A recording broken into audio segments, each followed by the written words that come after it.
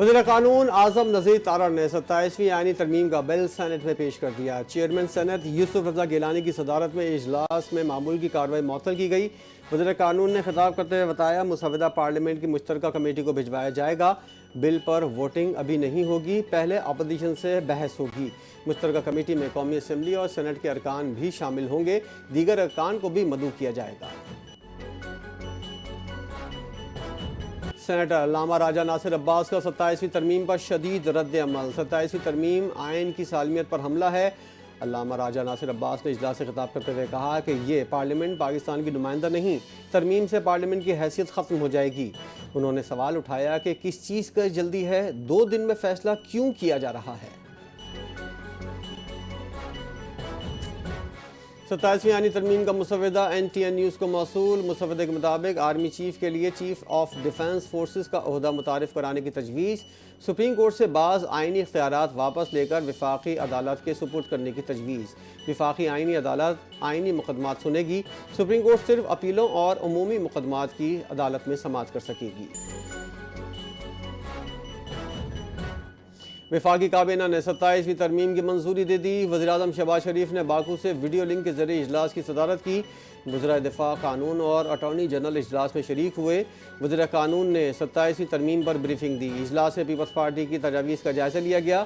ترمیم میں commander of defence forces کا نیا عہدہ متعارف کرایا جائے گا۔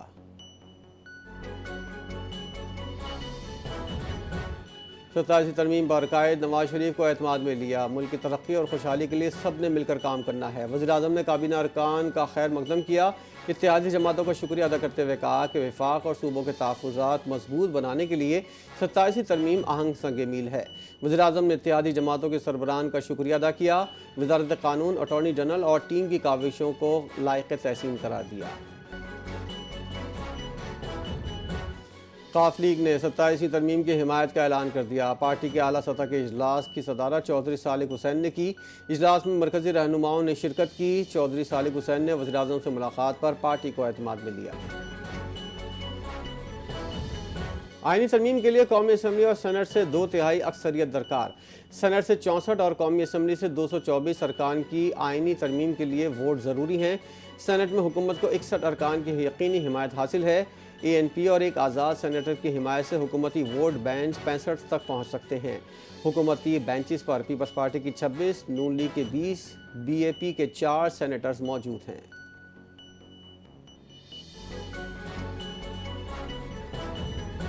وزیراعظم شہباز شریف کا آذربائیجان میں یوم فتح کی تقریب میں شرکت۔ ترکیہ کے صدر نے بھی تقریب میں شرکت کی۔ صدر آذربائیجان الہام علیوف نے وزیراعظم کو شرکت کی دعوت دی تھی۔ تقریب میں پاکستان، ترکیہ اور آذربائیجان کے قومی ترانے بجائے گئے۔ پاکستان آرمی خصوصی دستہ بھی پریڈ میں شرکت کے لیے پہنچ گیا۔ یوم فتح کی تقریب میں شرکت کی دعوت میرے لیے باعث افتخار ہے۔ پاکستان کے عوام کی طرف سے آذربائیجان کے عوام اور حکومت کو مبارکباد دیتا ہوں۔ وزیراعظم شہباز شریف نے یوم فتح کی تقریب سے خطاب کرتے ہوئے کہا پاکستان، ترکیہ، آذربائیجان 3 ملک ہمارے دل ایک ساتھ دھڑکتے ہیں۔ تینوں ملکوں نے متعدد بار اپنی دوستی اور یکجہتی کا ثبوت دیا۔ معرکہ حق کی کامیابی کے جشن میں آذربائیجان کے دستے کی شرکت اہمیت کی حامل ہے۔ وزیراعظم شہباز شریف کی یوم فتح کی تقریب میں شرکت پر خوشی ہوئی۔ آذربائیجان کے بہادر سپوتوں نے اپنی زمین کا کامیابی سے دفاع کیا۔ ترک صدر طیب اردوغان نے کہا کہ ہم اتحاد اور یکجہتی سے آگے بڑھتے رہیں گے۔ آذربائیجان کی حکومت اور عوام کو یوم فتح کی مبارکباد دیتے ہیں۔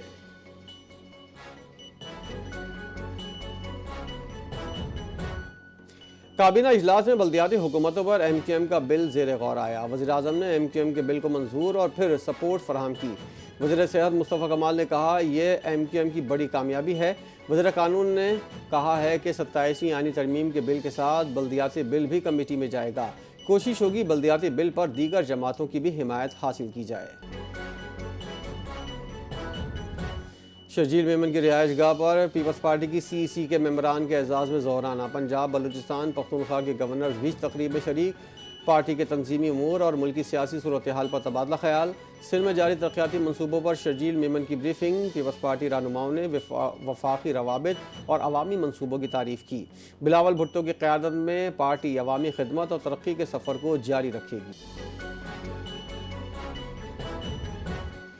چیف جسٹس پاکستان سے سپریم کورٹ بار ایسوسی ایشن کے صدر ہارون رشید اور سیکریٹری کی ملاقات، عدالتی کارکردگی بہتر بنانے کے حوالے سے تبادلہ خیال۔ صدر بار کی درخواست پر اے ایس سیز کو ایڈوکیٹ آن ریکارڈ کی طرح مقدمات دائر کرنے کی اجازت، چیف جسٹس نے درخواست منظور کر کے متعلقہ دفتر کو عمل درآمد کرنے کی ہدایات جاری کر دیں۔